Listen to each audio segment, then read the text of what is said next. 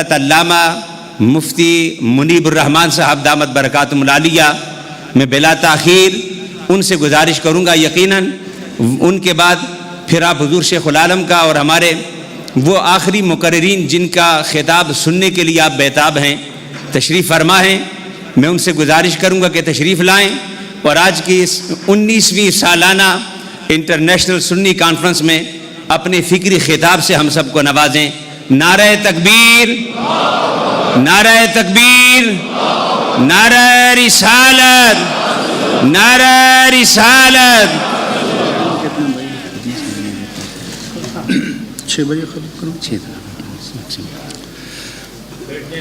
بسم اللہ الرحمن الرحیم، حامدا للہ عز وجل سبحانہ وتعالی، ومصلیا ومسلما علی رسول اللہ وعلی آلہ الکرام وصحبہ العظام اجمعین، وبعد۔ حضرات مشائخ اعظام، اہل رشد و طریقت و ہدایت، حضرات علماء کبار، ائمہ و خطباء کرام، میڈیا سے وابستہ تمام احباب، یہاں کے مختلف طبقات کے اہل فکر و نظر، اہل دانش اور میرے عزیز دینی بھائیوں اور بہنوں، سب سے پہلے میں آپ کو اس عظیم الشان کانفرنس میں شرکت کی مبارکباد پیش کرتا ہوں۔ میں نے مختلف ٹیلی ویژن چینلز پر بھی، ذاتی طور پر بھی بہت سے احباب سے عرض کی کہ بتان رنگ خوں کو توڑ کر ملت میں گم ہو جا، نہ ایرانی رہے باقی، نہ تورانی نہ افغانی۔ یہ روایتی جلسہ نہیں ہوتا، اس میں ہم اپنے تفرد کو، امتیاز کو، تمیز و افتخار کو قربان کر کے، ذات کی نفی کر کے، دین حق اسلام اور مسلک حق اہل سنت و جماعت کے لیے جمع ہوتے ہیں۔ اپنے تفردات کے لیے سال بھر پڑا رہتا ہے ہمارے پاس، اسی لیے میں نے دعوت اسلامی کے حضرات سے گزارش کی کہ آپ لوگ مجھے یہاں نظر آنے چاہیے۔ جو پیر صاحبان نہیں آتے، پیر ظاہر سلطان صاحب، ان سے بھی کہا کہ اپنے وابستگان کو یہاں بھیجیں۔ یہ نورانی شخصیات تو خود موجود ہیں، ان کی برکات بھی موجود ہیں، ان کے محبین بھی موجود ہیں، اور وقت بہت کم ہے، چند باتیں عرض کروں گا۔ جب قرآن مجید نازل ہو رہا تھا اور جبریل امین وحی ربانی لے کر سید المرسلین صلی اللہ علیہ وآلہ وسلم کے حضور حاضر ہوتے اور وحی کا القاء کرتے، تو تاجدار کائنات، امین امانت وحی ربانی، سید المرسلین، اس پیغام کو محفوظ کرنے کے لیے جلدی اس کو اپنی زبان مبارک پر دہراتے، تو رب ذوالجلال نے فرمایا کہ لا تحرک بہ لسانک لتعجل بہ۔ اے میرے پیارے حبیب، میرے پیغام وحی کو اپنے سینے اور ذہن میں محفوظ کرنے کے لیے آپ اپنی زبان کو جلدی جلدی حرکت نہ دیا کیجیے. ان علینا جمعہ و قرآنہ، اس کو آپ کے سینے میں اور آپ کے ذہن میں محفوظ کرنا، اس کو آپ کی زبان پر جاری کرنا، یہ آپ کا نہیں ہمارا کام ہے. فَإِذَا قَرَأْنَاهُ فَاتَّبِعْ قُرْآنَهُ، جب ہم پڑھ لیں یعنی ہمارا بھیجا ہوا مرسل جبریل امین پڑھ لیں تو اطمینان کے ساتھ، سکون کے ساتھ اور قرار کے ساتھ اسے پڑھ لیا کیجئے. ثم انا علینا بیانہ، پھر اس پیغام کے سارے مخاطبین کو پتہ چل جانا چاہیے کہ یہ کوئی دیوان غالب اور دیوان متنبی جیسا صحیفہ نہیں ہے کہ جس کی جو مرضی میں آئے اس کی تعبیر کرے، تفسیر کرے. فرمایا کہ کلام بھی ہماری طرف سے آیا اور بیان بھی ہماری طرف سے آئے گا. تو پھر جس پر کلام آیا بیان بھی اسی پر آئے گا، اور جو صاحب کلام ہے بیان بھی اسی کا مانا جائے گا. اس لیے بتا رہا ہوں کہ آج جس فتنے کا ہمیں سامنا ہے اس کے بارے میں تاجدار کائنات نے پہلے پیشن گوئی فرمائی تھی کہ یأتی علی الناس زمان رجل شبعان متکئا علی اریکتہ، لوگوں پر ایک وقت آئے گا ایک شخص بدمست ہو کر، خرمست ہو کر، پیٹ بھرا ہوا اپنی مسند پر بیٹھا ہوگا اور یہ کہے گا کہ ما احل اللہ فی کتابہ فاحلوا وما حرم اللہ فی کتابہ فحرموا، اللہ نے جس چیز کو اپنی کتاب میں حلال قرار دیا ہے اسے حلال جانو، اور جسے حرام قرار دیا ہے اسے حرام جانو، اس کے سوا دین کچھ بھی نہیں ہے. تو میرے آقا و مولا صلی اللہ علیہ وآلہ وسلم نے فرمایا کہ انی احرم الحمار الاہلی وذی ناب من السباع وذی مخلب من الطیور، سنو حلال و حرام قرار دینے کی اتھارٹی میرے پاس ہے. اس لیے میں پالتو گدھے کو حرام قرار دیتا ہوں، قرآن میں تو کہیں لکھا نہیں ہے. میں سامنے کے دانتوں سے شکار کرنے والے درندوں کو حرام قرار دیتا ہوں، قرآن میں تو لکھا ہوا نہیں ہے، نہ شیر کے بارے میں، نہ چیتے کے بارے میں، نہ بھیڑیے کے بارے میں. اور میں پنجوں سے شکار کرنے والے درندوں کو حرام قرار دیتا ہوں. یعنی بتایا کہ صرف مجرد قرآن کو ماننا ضروری نہیں ہے، صاحب قرآن کو ماننا بھی ضروری ہے، اور صاحب قرآن کے بیان کو ماننا بھی ضروری ہے.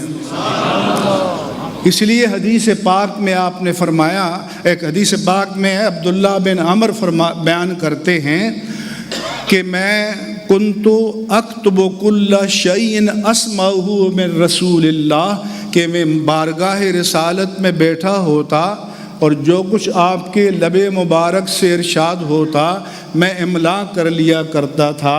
لیکن کچھ سمجھدار لوگوں نے مجھے کہا کہ میاں یہ تم کیا کرتے ہو؟ النبی بشر یتکلم فی الرضا والغضب، نبی تو بشر ہیں، کبھی کیفیت جلال میں ہوتے ہیں، کبھی کیفیت جمال میں ہوتے ہیں. ان کیفیات میں بندہ کچھ سے کچھ کہہ دیتا ہے. تو میں نے قلم اسٹاپ کر دیا. تاجدار کائنات نے فرمایا کہ نہیں، تم ہر بات کو لکھ لیا کرو. میں کیفیت غضب و جلال میں ہوں یا میں کیفیت جمال میں ہوں. اشارہ باسمہ الی فیہ، اپنی انگشت مبارک سے دہنے مبارک کی طرف اشارہ کر کے فرمایا کہ اس منہ سے حق کے سوا کسی بھی حال میں کچھ بھی جاری نہیں ہوتا.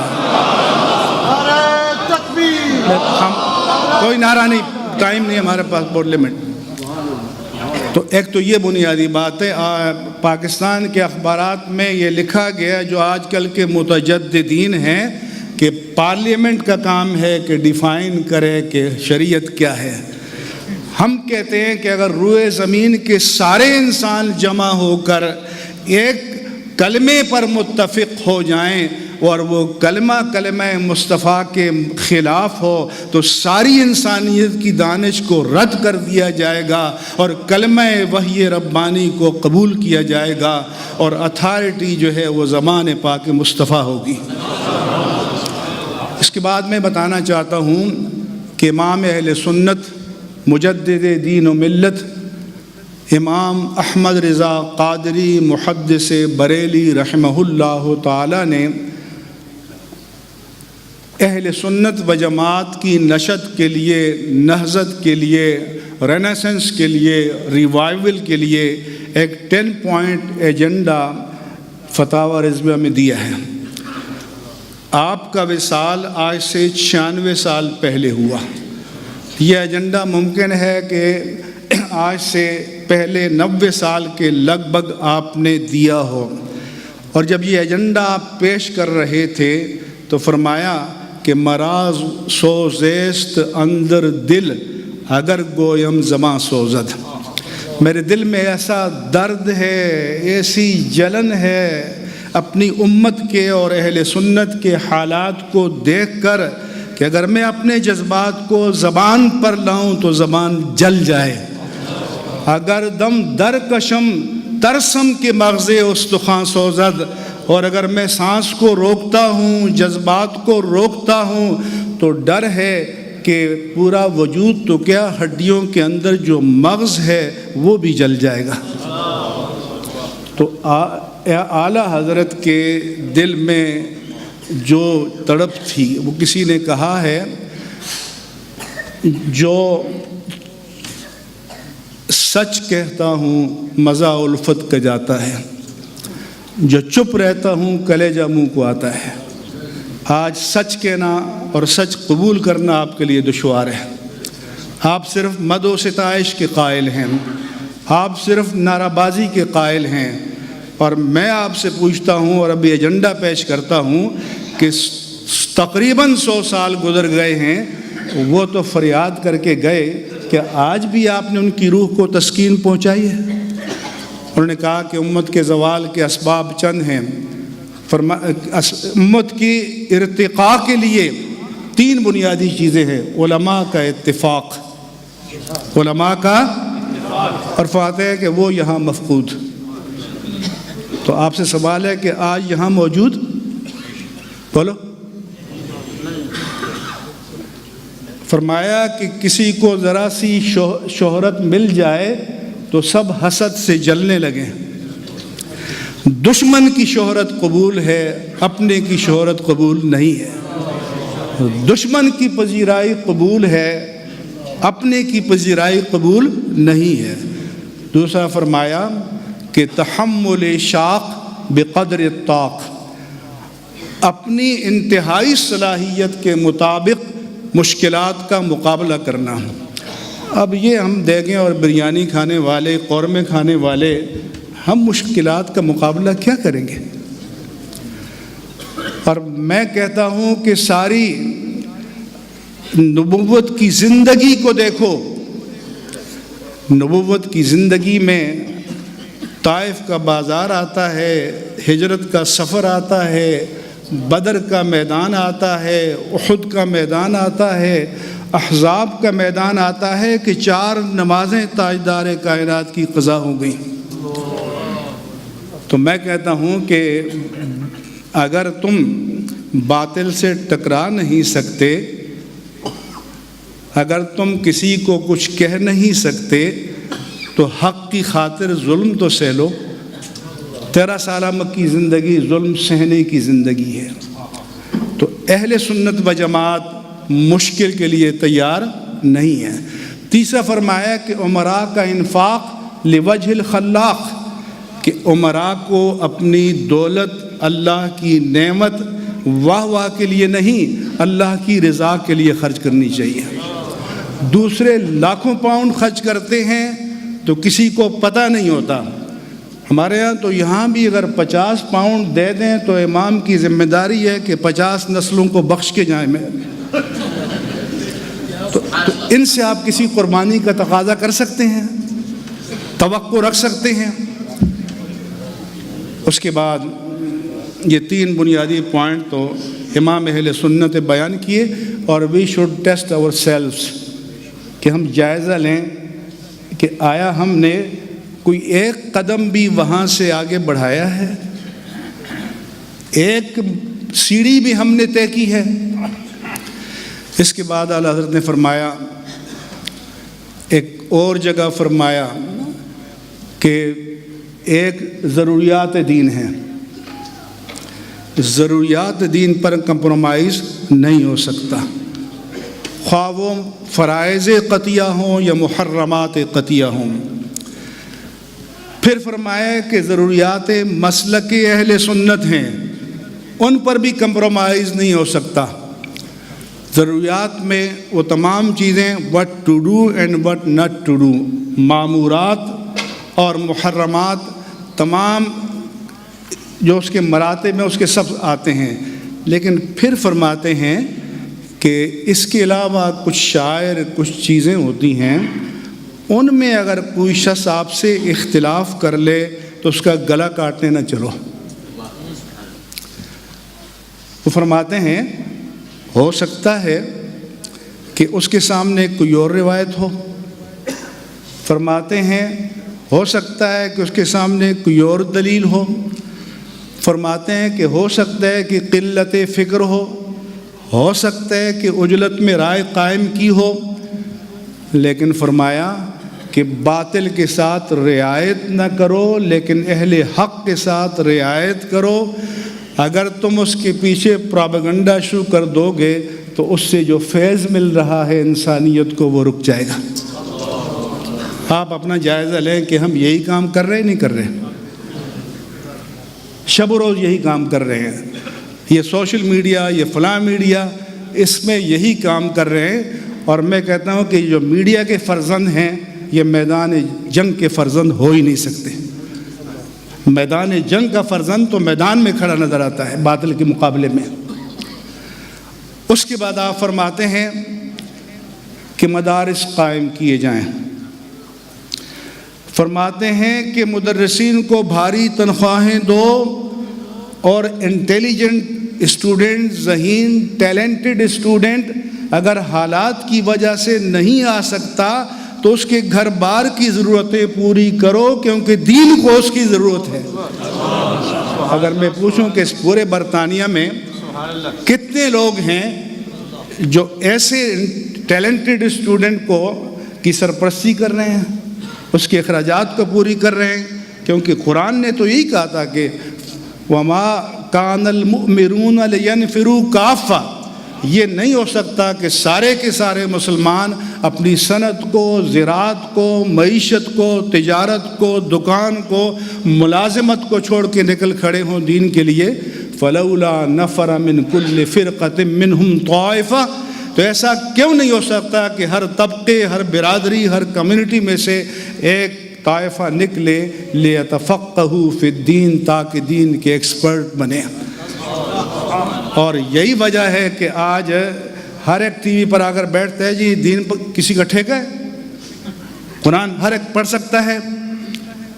یہ اس لیے کہ آپ نے فقیہ پیدا کرنے چھوڑ دیے، ان کے لیے اثار کرنا چھوڑ دیا۔ تو میں جب ان کے سامنے آتا ہوں تو میں کہتا ہوں کہ ہم دین کے ٹھیکیدار تو نہیں ہیں لیکن دین کے چوکیدار ضرور ہیں۔ اس لیے اگر کوئی نقب لگائے گا تو اس کا ہاتھ توڑ دیں گے جب تک ہماری بساط میں ہے، اور اگر ہم یہ کام نہیں کرتے تو ہمارا جینا کسی کام کا نہیں ہے۔ پھر وہ فرماتے ہیں کہ مختلف شعبوں کے ایکسپرٹ پیدا کرو۔ اب میں آپ سے پوچھتا ہوں کہ اس برطانیہ میں نعت خوانی ہمارا ایمان ہے، بیٹھ جاؤ، ہلو نہیں، ایک آدمی نہیں ہلے، نعت خوانی ہمارا عقیدہ ہے، نعت خوانی ہماری عقیدت ہے، نعت خوانی جوہر ایمان ہے، لیکن میں نے فتاوی رضیہ کو حضرت بار بار پڑھا کہ کہیں یہ بھی ہو کہ نعت خوانی کے پروموٹرز قائم کرو، آرٹسٹ پروموٹر ایجنسی قائم کرو۔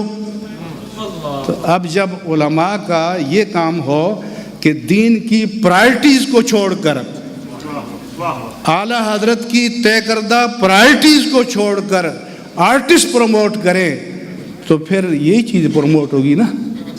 بہت اچھے. پھر دین کا سپاہی کہاں سے ملے گا؟ تو میں آپ سب سے سوال کرتا ہوں اور آپ پر اللہ کی حجت کو قائم کرتا ہوں کہ کل اللہ تعالیٰ کی عدالت میں آپ کے پاس کوئی جسٹیفیکیشن اور جواز نہیں ہوگا. صحیح بات. آج میں کہتا ہوں بینڈ کرے اس کو، ایک نوٹ پھینکنا بینڈ کرو. یا تو گانے بجانے والوں پر یہاں نوٹ پھینکے جاتے ہیں، یا ان پر پھینکے جاتے ہیں، یا وائزوں پر پھینکے جاتے ہیں. بالکل صحیح. کہ ہم اس بازار کے لوگ ہیں. شرم آنی چاہیے آپ کو کہ آپ اس معاشرے میں رہتے ہیں. اور میں تم سے سوال کرتا ہوں، وقت نہیں ہے، کہ 5 مرلے کا اگر مکان خریدنا چاہو اور پلاٹ خریدنا چاہو یہاں پر یا پاکستان میں، تو 50 ماہرین سے پوچھتے ہو، اور دین کے نام پر 50-100 پاؤنڈ خرچ کرنا چاہو تو کسی ماہر سے نہ پوچھو، جس پر جی میں آئے پھینک دو. تو اور نہیں ہے تو کائنات کے سب سے بڑے ماہر دین تاجدار کائنات ہی سے پوچھ لو. تو آپ کی نشت کیسے ہوگی؟ اس کلچر کے ساتھ نہیں ہو سکتی اور ہرگز نہیں ہو سکتی. اس کلچر کو بدلنا پڑے گا. ایک بزرگ میرے پاس آیا کہ تھنک ٹینک بنائیں، فلاں کریں، آپ رہنمائی کریں. میں نے کہا میں رہنمائی کرتا ہوں، یا میرے ساتھ عہد کرو کہ اس کلچر کو چینج کرو گے. اگر اس کلچر نے ہمیں معراج پر پہنچایا ہے تو گلے سے لگاؤ، اگر اس کلچر نے ہمیں گرایا ہے تو ری وزٹ کرو اس اسٹریٹجی کو. اس کے ساتھ میں جب یہاں پہلی بار آیا، حزب التحریر، حزب المہاجرون فلاں، تو کہنے کہ علامہ ربانی آپ نے لڑکوں کو اپنے ساتھ کیا ہے کھڑا، تو MI6 آپ کے پیچھے ہوگی، فلاں ہوگی. میں نے پوچھا یہ کون لڑکے؟ عرب لڑکے ہیں، افریقن ہیں، امریکن ہیں؟ انہوں نے کہا نہیں، اپنے میرپور کے، کشمیر کے، پاکستان کے لوگ ہیں. تو میں نے کہا ہم ایک کام یہ کرتے ہیں کہ ہر وقت کٹ ٹو سائز کرتے ہیں. ہماری تعداد بڑھ جاتی ہے تو ہم کہتے ہیں بندوں کو کاٹ کے پھینکو.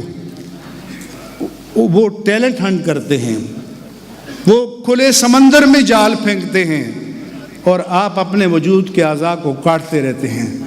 میں نے کہا کہ اس کے ذمہ دار ہم ہیں. ہم تو سوئے رہتے ہیں. وہ نوجوان جو پڑھا لکھا ہے وہ الیکٹرانک میڈیا کو دیکھتا ہے، انٹرنیٹ پہ جاتا ہے، سوشل میڈیا پہ جاتا ہے، پرنٹ میڈیا کو دیکھتا ہے، اور اسے نظر آتا ہے کہ جہاں اللہ کی زمین پر آگ برس رہی ہے مسلمانوں کا خطہ ہے، کسی اور جگہ 1 انچ زمین پر بھی آگ نہیں برس رہی. تو وہ اس کے ذہن میں آتا ہے کہ پھر جرم تو ہمارا اسلام ہی ہوا، اٹھو. تو پھر کوئی اور اس کو مائنڈ سیٹ تیار کرتا ہے. اگر ہم نے ان کے اندر جو اشتعال، جو ریئیکشن، جو جذبات، جو کرنٹ پیدا ہوتا ہے، اگر اس کو کنسٹرکٹیو وے میں لگانے کے لیے ہم نے کام کیا ہوتا تو ہمارے سپاہی ہوتے. آج ہماری گردن کاٹنے والوں کے ساتھ ہیں. اس لیے جب امام الحج نے خطبہ دیا اور مجھے میڈیا نے کہا کہ اس پر کمنٹس دیں، انہوں نے پہلی بار داعش کا، خوارج کا، فلاں کا ذکر کیا کہ یہ اسلام نہیں ہے، اسلام کے مخالف ہے، یہ فلاں ہے. میں نے کہا میری امام حرم سے میرا گلہ ہے، امام حج سے، کہ ہم 30 سال سے اس آگ میں جل رہے تھے، ہماری گردنیں کٹ رہی تھیں، تو امام حج آپ کی زبان سے تو ایک کلمہ بھی نہیں نکلا. آج یہ تپش اب آپ کی سرحدوں کے قریب آ گئی ہے تو آپ کو اس کی حرارت کا پتہ چلا. تو تاجدار کائنات نے تو خطبہ حجۃ الوداع میں انسانیت کو امان دی تھی، پوری امت کو امان دی تھی. اور پھر میں نے کہا کہ آپ نے کہا کہ حکمران لوگوں کے حقوق ادا کریں، بہت اچھی بات ہے. تو میرا امام حج آپ سے سوال ہے کہ آج سعودی عربیہ میں جو کفالت کا ادارہ ہے، کیا وہ عہد قدیم کی غلامی کی جدید شکل نہیں ہے؟ تو کیا آپ کو انسانیت کے حقوق کے لیے آواز بلند نہیں کرنی چاہیے؟ تو اس لیے ضرورت ثمر کی ہے میرے عزیزوں کہ نوجوانوں کے لیے شارٹ کورسز ٹریننگ پروگرام آپ اس کے لیے وضع کریں۔ علماء کو تربیت کی ضرورت ہے۔ علماء سے میرا سوال ہے کہ آپ جس گاؤں سے آئے ہیں اللہ نے آپ کو جہاں پہنچایا ہے اس گاؤں کے لوگ یہاں پہنچے ہوئے، تو یہ مقام کس نے دیا ہے؟ دین نے دیا ہے۔ کیا ہم دین سے وفا کر رہے ہیں؟ کیا دین کو ہم لوٹا رہے ہیں؟ حضور نے فرمایا تھا صحابہ کرام سے کہ انکم فی زمان لو ترکتم عشر ما امرتم لہلکتم، میرے صحابہ تم ایسے دور میں ہو کہ میں نے جو نظام زندگی تمہیں دیا ہے اگر اس کا 10% بھی چھوڑ دو تو ہلاک ہو جاؤ گے۔ پھر بعد میں ایک ایسا زمانہ آئے گا کوئی 10% پر بھی عمل کرے گا تو نجات پالے گا۔ لیکن اپنے آپ سے سوال کرو، حاسبوا قبل ان تحاسبوا بل الانسان علی نفسہ بصیرہ ولو القی معاذیرہ، کہ آج ہم 10% لوٹا رہے ہیں۔ دنیا کی کوئی یونیورسٹی 10% پر پاس نہیں کرتی، مگر میرے آقا نے آپ کو 10% پر پاس کر دیا کہ آپ پاس ہیں۔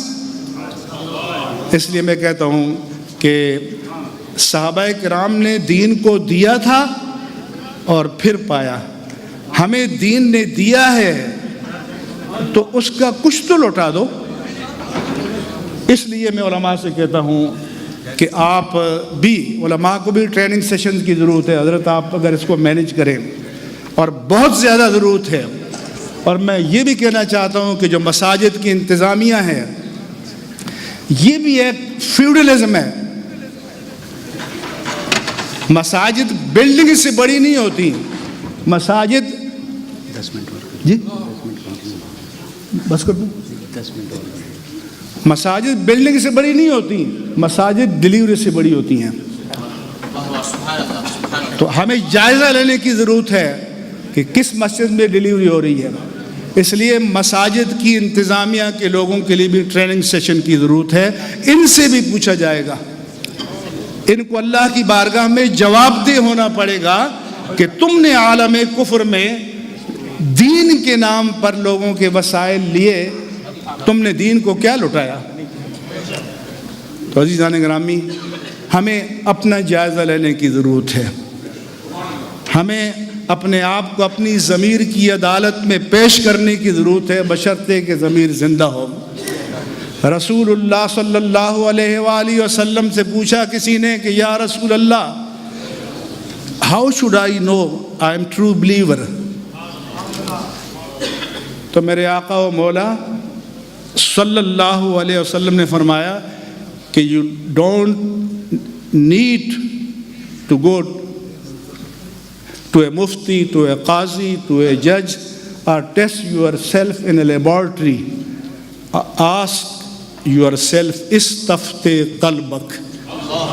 فرمایا کہ اپنے دل کو قاضی بناؤ، اپنے دل کو جج بناؤ، اپنے دل کو مفتی بناؤ، اپنے اندر جھانک کر سوچو۔ فَإِذَا سَاءَتْكَ سَيِّئَتُكَ وَسَرَّتْكَ حَسَنَتُكَ فَأَنْتَ مُؤْمِنٌ۔ اگر تم برا کام کرو، تمہیں اسٹرائک کرے، کرنٹ لگ جائے، کڑن ہو، دکھن ہو، چبھن ہو، بے چینی ہو، اضطراب ہو، اچھا کام کرو تو روحانی سرور مل جائے، تو فَأَنْتَ مُؤْمِنٌ، تم مومن ہو۔ And your testing machine is functioning, آپ کا ضمیر زندہ ہے۔ آج ضمیر کی موت کا سوال ہے۔ میرے آقا و مولا نے سورہ شمس، میرے رب کائنات نے فرمایا کہ والشمس وضحاها، سورج اور اس کی تابانی کی قسم، والقمر اذا تلاہا، چاند اور اس کی روانی کی قسم، والنہار اذا جلاہا، دن اور اس کے اجالے کی قسم، واللیل اذا یغشاہا، شب اور ظلمت شب کی قسم، والسماء وما بناہا، آسمان اور اس کی شان رفعت کی قسم، والارض وما طحاہا، زمین اور اس کی شان وسعت کی قسم۔ یہ 8-9 قسمیں تمہید کے طور پر رب کائنات نے فرمائی، اور پھر انسانی ضمیر کی قسم فرمائی، وَنَفْسٍ وَمَا سَوَّاهَا۔ فرمایا کہ میری سب سے precious costly product this is your conscious, یہ آپ کا ضمیر ہے، کیپ اٹ اے لائف، اس کو زندہ رکھو، اس کو مرنے نہ دو۔ اقبال نے اسی لیے تو کہا تھا کہ وائے ناکامی متائے کارواں جاتا رہا، اور کارواں کے دل سے احساس زیاں جاتا رہا۔ اور میرے عزیزو، جس طرح ایک فرد کا ضمیر ہوتا ہے ایسے ملت کا بھی ضمیر ہوتا ہے، کلیکٹیو کانشیس جسے کہتے ہیں۔ کیا ایسا تو نہیں کہ ہمارا ضمیر ملی بھی مر چکا ہے؟ اس لیے یہ کانفرنسیں بے مقصد ہو جاتی ہیں، جو وسائل ان پر خرچ ہوتے ہیں ریزلٹ اورینٹڈ نہیں ہوتے، کیونکہ ہم تصویر کی قربانی نہیں دے سکتے تو دین کے لیے کسی اور چیز کی کیا قربانی دیں گے؟ دے سکتے ہیں؟ ان کانفرنسوں میں 3 4 5 نظریاتی خطاب ہونے چاہیے تھے، کوئی لائن آف ایکشن دینی چاہیے تھی، کوئی روڈ میپ دینا چاہیے تھا، مگر اٹینڈنس لگانی ضروری ہے۔ یہ ناراض ہو جائیں گے، وہ ناراض ہو جائیں گے، وہ ناراض ہو جائیں گے، سب راضی ہو جائیں، رب کی رضا کہاں سے لے گی؟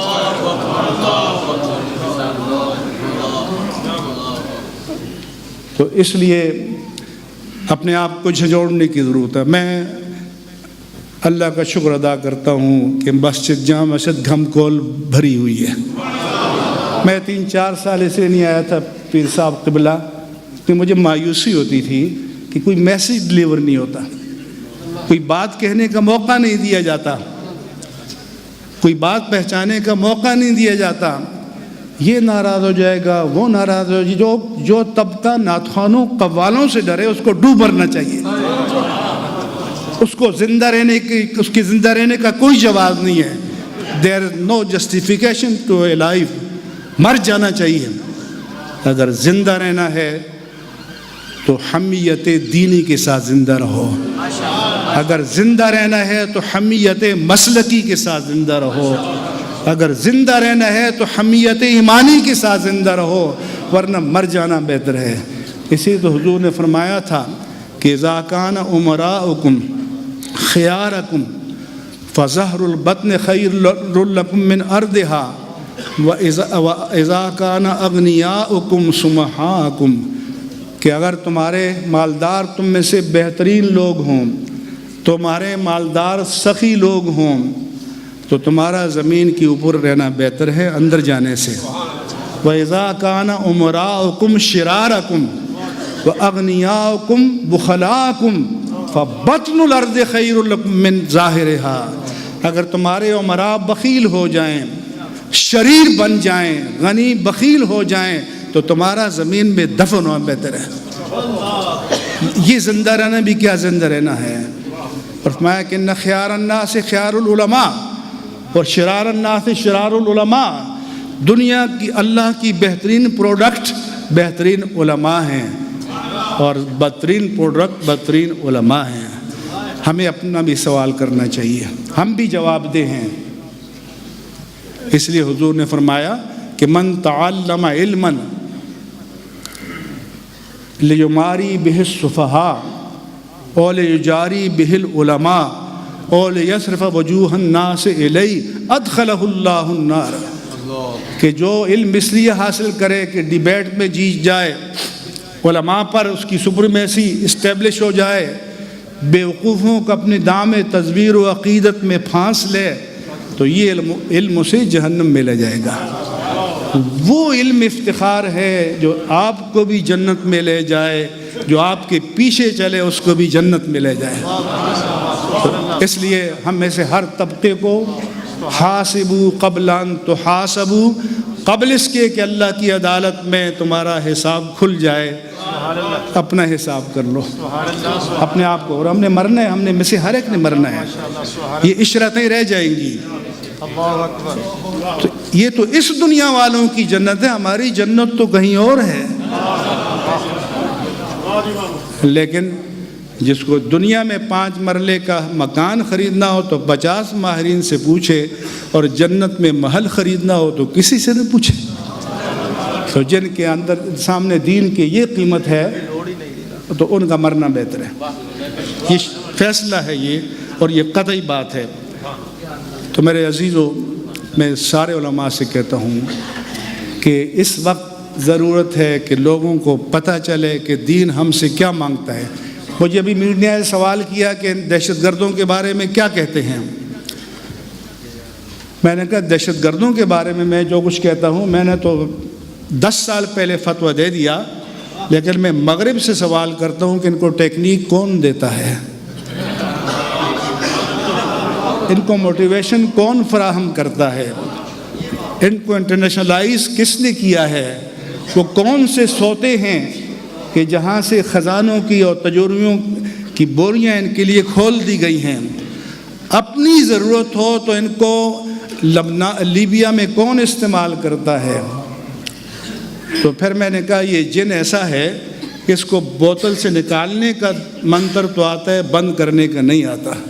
تو دعا کرو کہ اللہ کرے کہ بند کرنے کا منتر آ جائے۔ وما علیہ الا البلاغ۔